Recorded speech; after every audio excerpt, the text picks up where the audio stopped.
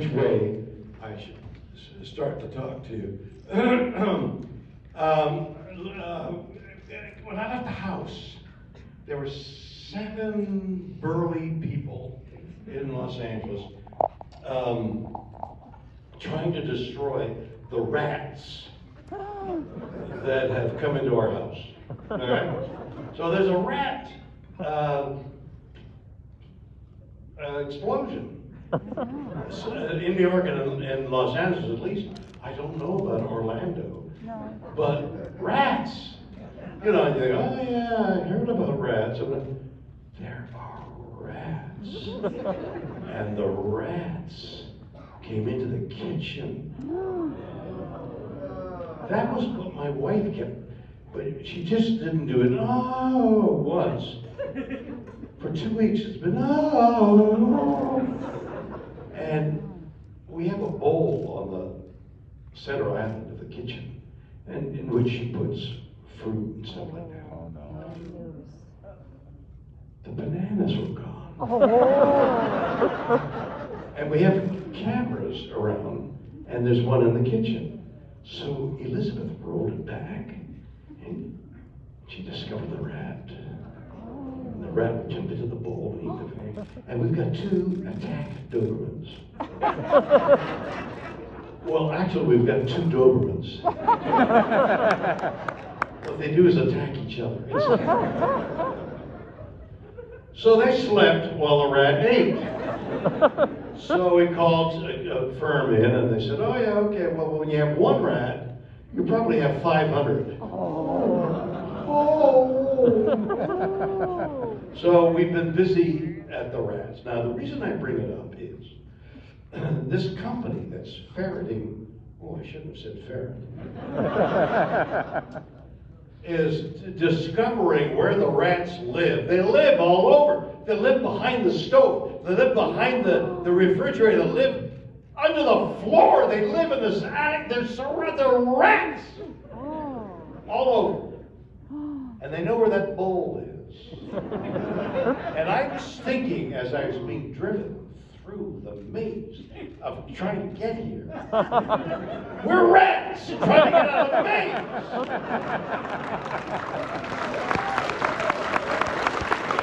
The other thing I thought about when I was just hearing you from back there was a little more than a year ago when the COVID thing just started. I had been somewhere, and I was on my way to England to start a tour, and the Apollo Theatre, the famous theatre in London, was sold out. So it's Monday night, Monday morning, in a sold-out theater at the Apollo Theatre, and I'm resting because I got the evening performance. So I turn on the television about 10 o'clock in the morning, and Boris Johnson is saying, all right, no more than 10 people can meet at one time, and no gathering of any kind is allowed in London because of the COVID thing. And I'm in England, I'm in London, to be at a theater in front of 3,500 people. So now I don't know, whether like coming through the curtain here, and that's why I'm reminded of it, coming through the curtain here, or just as I arrived, I thought, who can find this place? And if you can find it, you're exhausted. It's so far away from anywhere. And look at all of you here. So when I went to the theater, the Apollo Theater that night, and I stood behind the curtain, I'm thinking, is anybody going to be there? And I step out, and 3,500 people are there. I got chills. Just talking. On the other hand, it might be the air conditioning. I'm not sure. But there were 3,500 people, and it was a love fest. It was, oh my gosh, we're here, we're with you, and it was an extraordinary moment for me in the theater. These 3,500 people who decided to come and stay in the theater. And it's incredible that so many people would work this maze to get here, and I'll bet you walked, right? I didn't walk. I had a cart. Should have been there. But even with the cart, and with Dalton, my security man, is kind of good looking. He fits the role perfectly as security. Hello, my name is Dalton. I'm here to secure you. So, yeah, that's my way of saying thank you for coming that long distance away, and I appreciate you being here. So,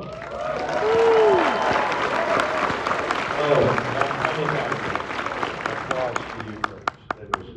It's beautiful. What did you say? Love you, Bill. Love you.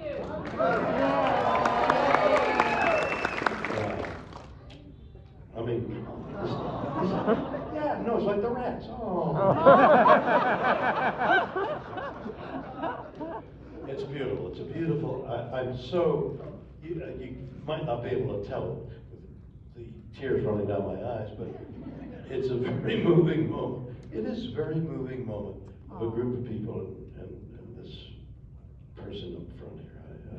I'm overwhelmed by it all the time when you come by, and I'm dazzled by the attention and the fact that you say those words is very meaningful to me. Let me, before I ask you to ask me questions, there are a couple of other things that I thought you might find interesting. One is that during this COVID thing, this lockup, we were all locked up, and I'm in this house, and not as locked up as many people, because I have a nice, big house, and I have a car, and I have horses in a distant place, and I'm able to go ride my horses, and then a Zoom machine, and I'm able to work. So it wasn't terrible for me. But in addition to horses and room and stuff like that, I had the most profound experience that I want to tell you about during this COVID year. So there's a friend of mine, his name is Rob, and I call him Rob, but I will now call him Rob the Poet. And I didn't know Rob was a poet. He's an executive. And over the years, we would meet. He'd come from New York, he'd come into Los Angeles, and he'd say, I'm here. And we would meet at a Chinese restaurant. And we'd have duck, okay? So it became our meeting over duck. We would meet and we'd talk and we'd laugh, and we became really buddies, really great pals. And it was over duck. And one day, Rob brought Dan, who had been a musician with Rob at university. Rob had gone on to other things, but Dan remained a musician and had, I think the group he had was called They Would Be or They Will Be Giants. Does that mean anything? God, Dan's better known than I. Dan Miller, do you know that? For God's sakes, I didn't know that. That's wonderful. I'm so glad he's well known. So Dan Miller, Rob, the poet, and I, over Zoom or the telephone, started, because at that dinner, Dan said to Rob and myself, why don't we make an album? Because Dan knew that Rob was a lyricist. I didn't know Rob was a lyricist, but when we started, what do we do? And I don't remember how it came about, but I think it was Rob who said, why don't we do songs about your experiences, some of which he had read and some of which he had seen in some shows that I've done. I said, great. And Rob and I would talk over the phone or over Zoom. And I'll give you an example. He said, you told a story about leaving home. So I said, you mean the story where I'm in this car, little cheap English lightweight car, and I'm crossing a bridge, I'm leaving home. I'm leaving home. and I'm going to the New York of Canada, which is Toronto.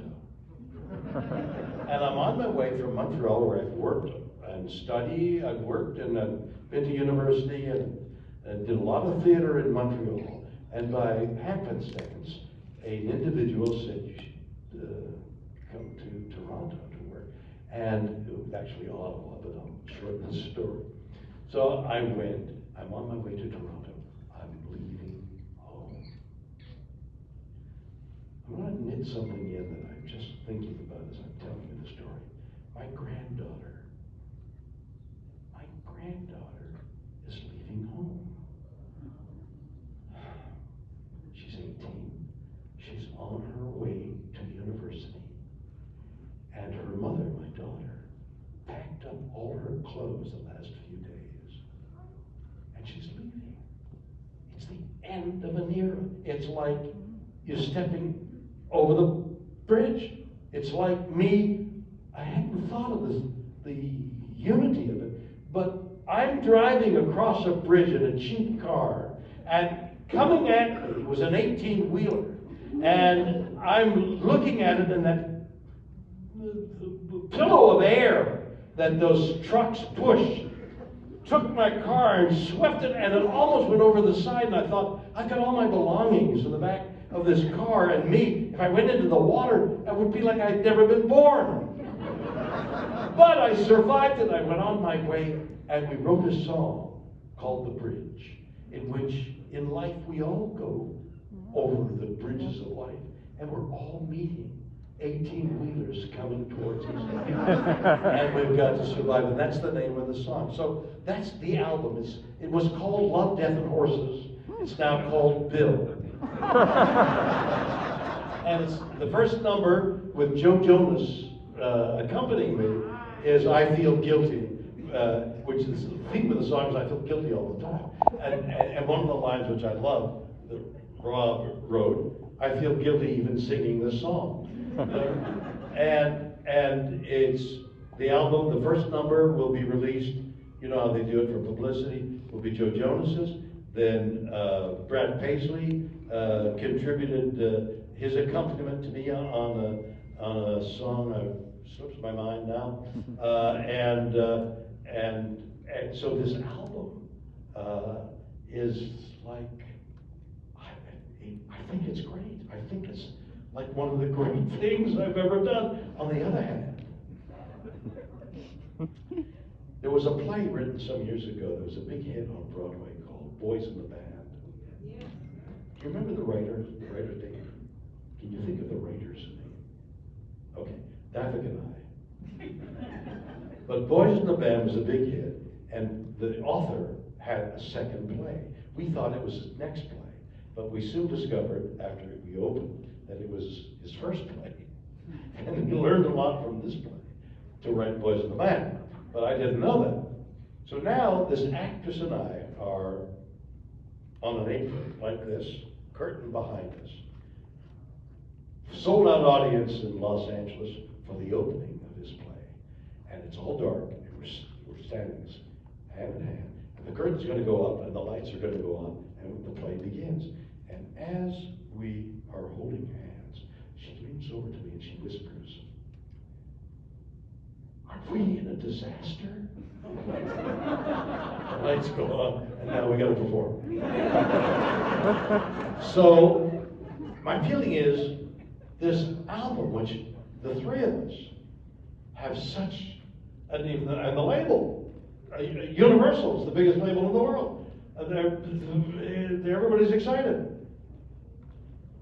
This thing keeps tickling me. Are we in a disaster? So you'll tell me in about 3 months when the album's going to be released in September. You'll tell me whether I'm in a disaster or whether it's Boys in the Band. Okay, so that's what I have immediately to tell you. I'm doing a talk show called I Don't Understand. They said to me, this network said, "Would you like to do a talk show?" I said, "Yeah, you know what, I'll do a talk show, but I want to call it I Don't Understand, which is everything I don't understand." which is everything, because I don't understand anything. Well, do we understand anything? Like, for example, see, you got me going. For example, like we're all contributing subject matters. So I was talking to a guy working on the house.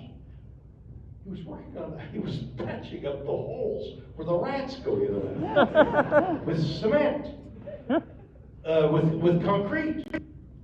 So I was talking to Larry, and he's working, and he says, you know, this is. I said, what's the proportion of cement to concrete and the sand and the boulder and the thing? He says, well, it's a new cement. He said, you know, and I said, look, because concrete and cement, the Romans worked these soaring arches made of concrete. There was no rebar. It was all made of concrete, and they're lasting till today, while buildings in Miami are falling down. They're not 50 years old. This is 2,000 years old buildings. Things are standing, and we're building modern day, and they're falling down. And I said, how's that possible? And he said, well, the Romans had this formula for concrete. And I said, what was the formula? He said, they lost it. They lost the formula to concrete and cement. And it was gone for, I don't know, 1,000 years? And they're only rediscovering what the Romans knew 2,000 years ago. How is that possible? I don't understand. And that's going to be one of the subjects of this half-hour show. Like, how the hell does the Roman Empire lose this thing? I mean, they're known for their roads and their buildings, soaring arches, and they've discovered the arch and the arch pressing up against each other so it stayed. It was monumental. We lost it. Can you imagine a guy saying, George, or Romula, what was the formula for that stuff we put together? And the guy says, you mean the stuff that we made the concrete arch and the arch? Yeah, what was that stuff? Well, how did we put it together? And the guy says, I don't know. Imagine the moment when they said we want to make I keep getting the terms, concrete and cement. Imagine they want to make the concrete, and they said, yeah, let's make the concrete, and somebody discovers they don't know how to make it. It's like chicken soup that your mother made. She would never tell you the recipe.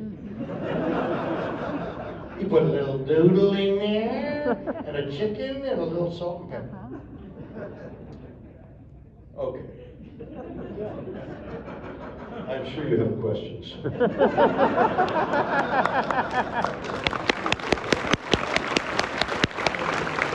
Oh my God. So we got a microphone there, and so somebody's going to do that, right? Is there somebody here who's going to conduct that? All right. Somebody stand up and ask a question. Real quick, Are you everybody, coming to shoot a picture? if we could just ask that you make sure. Where are you? I'm over here. Whoa. Stage right. Stage right, Captain. The voice is coming from off stage. Thank you. I was just jumping in momentarily to ask, please, if you could not touch the microphones out of consideration for everybody else. That was something we mentioned. Just spit. Mentioning earlier. Just spit. Don't touch it.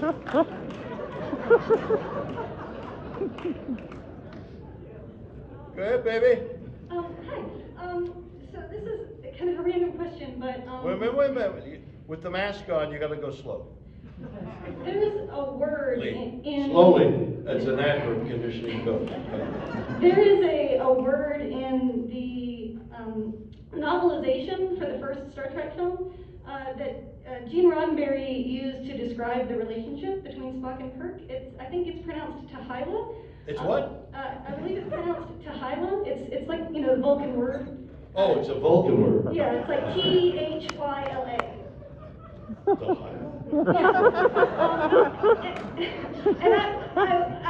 If you wish, my dear, I would not be the first one to disparage what you just said. Tahila. So Gene Roddenberry said to us, your relationship is Tahila. Yeah, it's a word that he basically, I think, invented just for that, just to describe them. Wait a minute, slow down. Yeah. Sorry, I'm short. it's hard to stand. Yes, but you've got a big word. My question was, do you know if it, I guess it answers my Wait, question. have you left to Highland, that's it? Well, what I was wondering is if you had ever seen it scripted, which I guess since you didn't seem familiar with it. Wait a minute. You're doing the same thing my granddaughter does. Get all excited, and I said, I didn't understand a word what you're saying, sir. I don't understand a word. So I got you up until to highlight describing the relationship between Spock and Kirk. Got it. It was in the novelization. Let's slow. It was in the book. It was in the book. You know, actually, that's pretty good.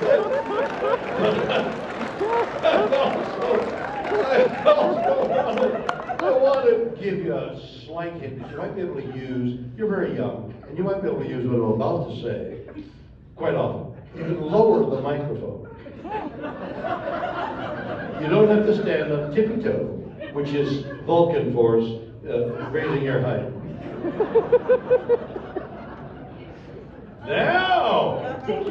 Now you gotta scoot. I was wondering if it had ever been scripted, if it was ever in a script that you were asked to read. Let me tell you something. How old are you? I'm actually 34.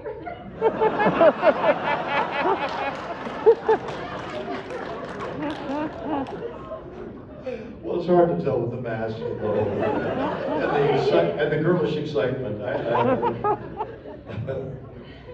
So I won't find fault with you. It's just that with my granddaughter going off to school, my words of wisdom were, Gaia, you know, you're going to go. You're a pretty girl.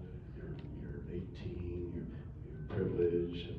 And you got to be careful because there's some streetwise people out there. She's not streetwise. I said, Gaia, you've been living at home. You've been going to school. Your parents take really good care of you. You're not streetwise. I'm not streetwise, and I can't tell you the number of times that I've been taken advantage of. So I want to tell you something. What's your name? Laura. Lauren? Laura. Laura. Sometimes people will fool you and tell you things that aren't true. Like the word date. Okay. Neither Leonard nor I ever, I mean, the Vulcan language, you know, this is archaeology. The Vulcan language started long after our show was over. So you can see how that might not be true. And you're 34, you should be streetwise. It's in the book that Gene Roddenberry wrote. He lied.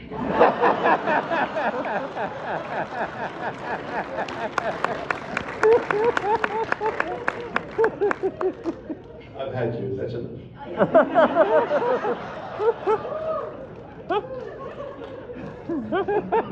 We have the best times. Okay. Hi. I wanted to know if you would be able to reflect on your legacy with the Twilight Zone and working with Rod Serling so many times, but also, since we're in Orlando, I wanted to know, have you at any point been on Disney's Twilight Zone Tower of Terror? No.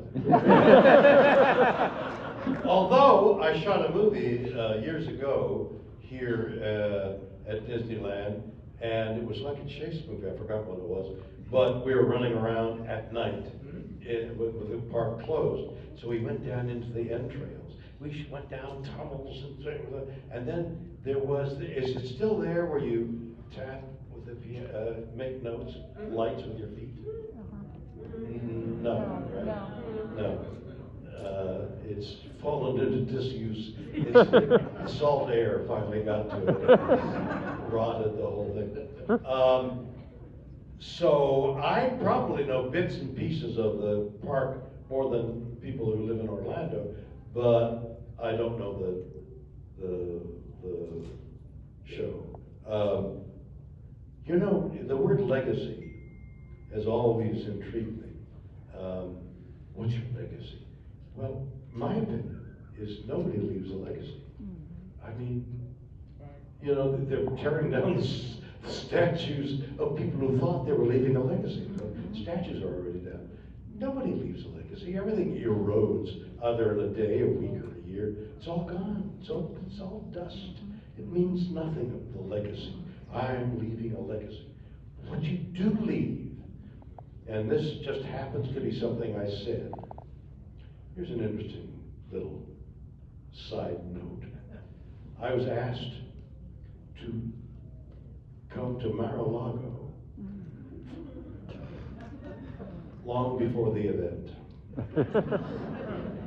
Mar-a-Lago was being used for the Red Cross, where there were 1,000 tables, 10 people at each table.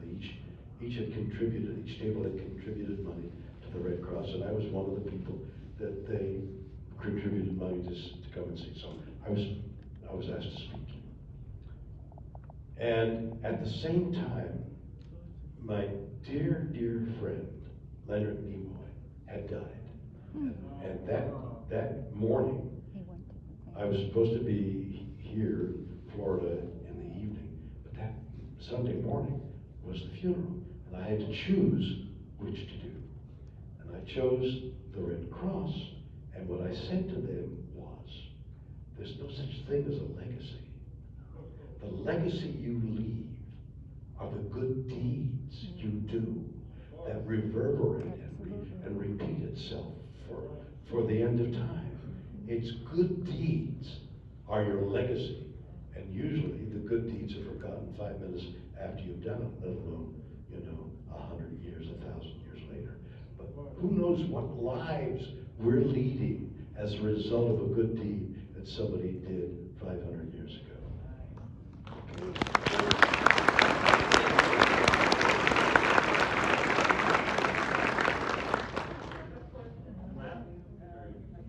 Hello. I read that back in Oh, your... wait a minute. I've made a mistake, and I'm going to come to you. But there was, I could tell. I didn't hear the words, but the sound was irate. What have I done?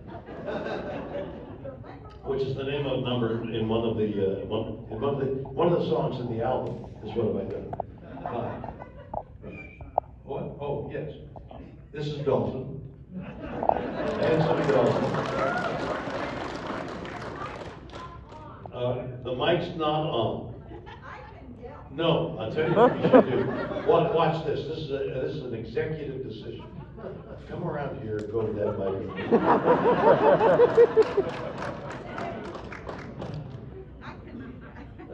Run. That wasn't a run. That was that's my microphone. Wow, all of this just to find out. It better be worth. This question better be worthwhile. I really want to know. I watched you on Shark Week with Josh. Oh my God, Shark Week! Did anybody else see Shark Week? Nobody saw It was Shark awesome. And I just wanted to know if you would ever do that again with Josh, without Josh. Was that impactful for you? He's a funny guy, John. He is a funny guy. Well, just to bring you up to date, Josh Gates runs a show. What's it called? Adventure or something or other? What's it called? Adventure? Adventure. So he's got a job. I don't know how he got this job. Anywhere he wants to go in the world. Anywhere, anything. I do a show on the History Channel called The Unexplained. Yes. And 1, 3, 4, 5, 6, 7. And one of the segments of The Unexplained was about these Russian students who went into the Ural Mountains, big mountains, somewhere in Russia. And they went in the middle of winter, 20 students, and they pitched a tent apparently, and they disappeared for about 3 or 4 months until the winter was over, and the Russian soldiers came looking for them, and they found them. And they had obviously cut their way out of the tent they were living in, ran with their night clothing on into the blizzard, into the snow, and they all froze to death. Their bodies are mutilated, and nobody can explain why they were all scattered around. Nobody could explain it. Okay? So the unexplained took it, and then no, we don't know. Could have been the winds, I think that's the name. Where the winds come down, they make sounds, drive you crazy. Or it could have been the tribes, or it could have been whatever. But there's no answer. Okay? I meet Josh Gates, or he calls me and says, "Well, I'd like to do this." So now, Josh Gates, and I look at a program. Oh, there's the Josh Gates is in the Ural Mountains, on the hill where the tent was found. And it's 50 degrees below zero, and he's in this hazmat suit with a big thing, and he's saying, "I don't know why they would come out here," and he's walking around at 50 degrees below zero. This guy is out of his mind. So the coincidence of my show, sort of, and I'm on stage, you know, saying, "Well, terrible mystery, we don't know," and he's there, and a blizzard with 50. It's Josh Gates. So he called and said, "I'm Josh Gates," and "Oh, yeah, and we'd like to we're doing Shark Week, and we'd like you to be on Shark Week."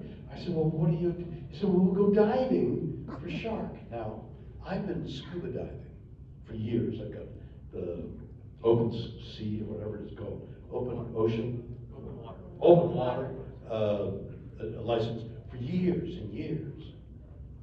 So I do what the amateurs do every 2-3 times a year. I can put a tank on my back and hold back the panic until I get used to and I swim around and, "Oh, look at a little goldfish," and before we go in, the dive master would say, "All right, so there's black," and this I don't remember, Dalton, if you can correct me. There's white tip and black tip sharks around the reefs.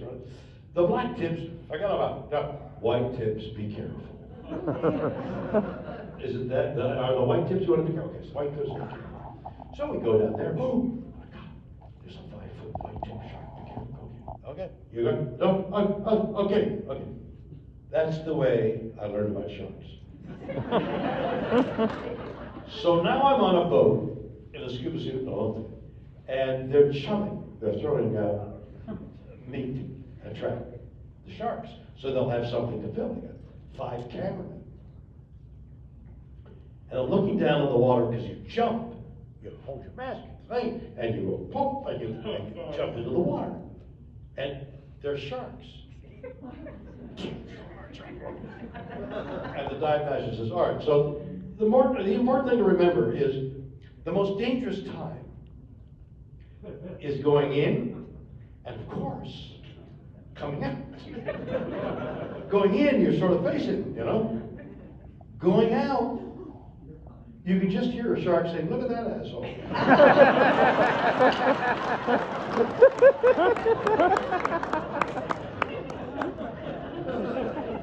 I'm now down 50, 60 feet of water, and tiger sharks next to the great whites. There's the tiger shark. Okay? They're 18 feet long. They've got mouths. No, that's not an exaggeration.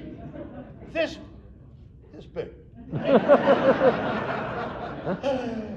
the Bahamian divers are like out of their minds. They rush towards a shark and they push the shark aside as it's about to eat a camera or a cameraman, or worse, me. Incredible, life-changing moment. Get out of there, and we had a great show, very funny show. Actually, he's such a Star Trek fan that he said, "Why did you say do Captain Kirk as your dad?" I said, "No, man, I don't. If you want to do Star Trek, you be the Star Trek guy that you are, the entranced shark guy, Star Trek guy that you are. And I'll keep saying, will you stop that? Will you, I die? And I ended the show by saying I had warp speed too. So. And we all thought that was funny. I don't know what the audience. But after that moment, and during the week of shooting, and afterwards, we became really, Josh Gates and I really became good friends. And not so long ago, he said, where else would you like to go? Anywhere in the world. Anywhere. Am I out of time? No, no. How am I doing for time? Okay, great. Oh, that's wonderful. I hope you're not irate. Otherwise, I'll rate you. I've met you a couple times before, and you've always been I so forgot nice, each moment.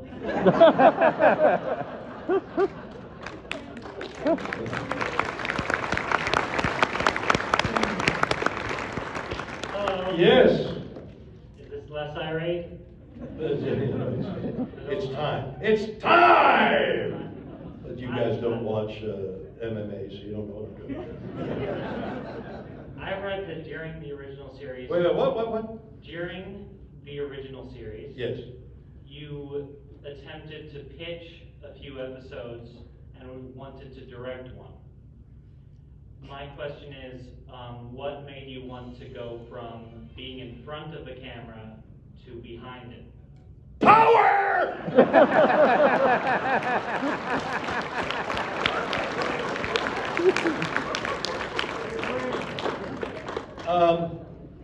I don't remember wanting to direct this episodes of Star Trek. I heard a rumor you're set to direct the last one before it was canceled or something like that. I don't remember that. That's something I would remember. No, I don't recall. There was just too much work as an actor. You know, you can get by. I mean, there are people who direct themselves and are playing leading roles, but you're risking an audience tells you whether it's this album. You're going to tell me whether it's good or bad. I think it's good. You're going to tell me when you hear it, I liked it, I didn't like it. And yours is the last word because that's what we're doing. So the creative person needs a little feedback from, in this case, an audience as to how you're doing. So that feedback may come through an executive who has a good idea of, or the producer who may be talented, or anything like that. You need feedback because you get too close to the stuff. Oh, God, that moment was great, and it's not. Surprise. No, you're wrong again. Ladies and gentlemen, thank you very much. Thank you for coming.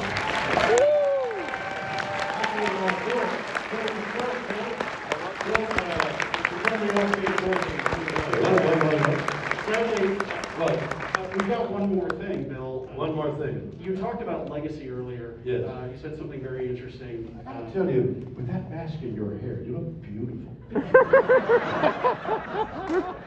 Well, didn't expect that kind of Captain Kirk interaction this evening. Bill,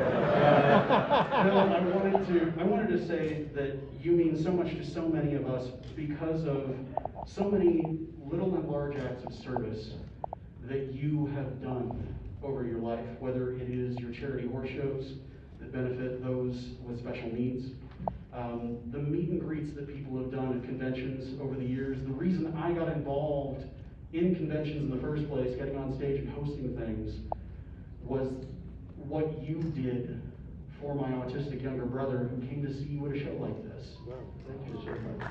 That's beautiful. And we missed a lot of things during the pandemic, right, everybody? We also missed something very important, and that's this gentleman's birthday back in the month of March.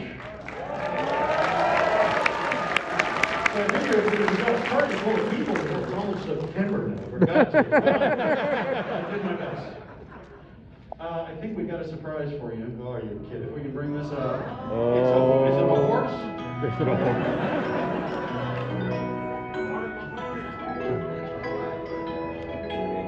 It's a little guy in a white suit.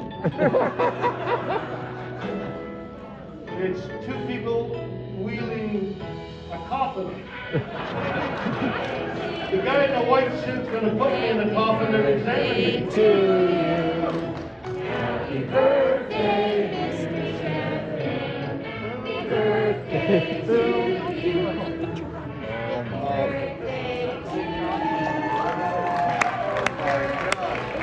Oh, come on. And this is incredible. What's your name? Chef Chef K, James Padarakis. Chef K? K-A-Y? K, letter. Just K, letter K. Yeah. Chef K. What's your name? Romero Obasto. Is that pretty close? That's fantastic. You did It's all this. chocolate, he did it. You did this. You're taking the credit. Wow. All right, so what we got to do, here's what we got to do. You guys have got to kind of file by and see. We're gonna spin it Turn around. it around, exactly. Turn it around. And there are not enough plates for everybody, right? Only a couple hundred or so. Who's going to get, who's going to get the cake?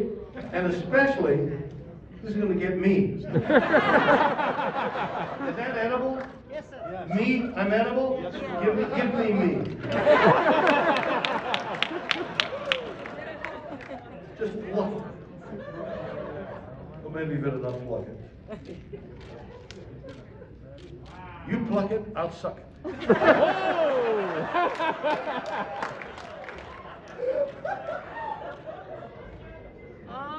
Oh, wow. Oh, that's so cool. Oh, Resemblance to the sound.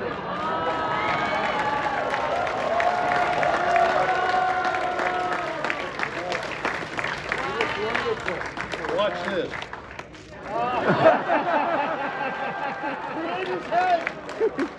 I give great mouth.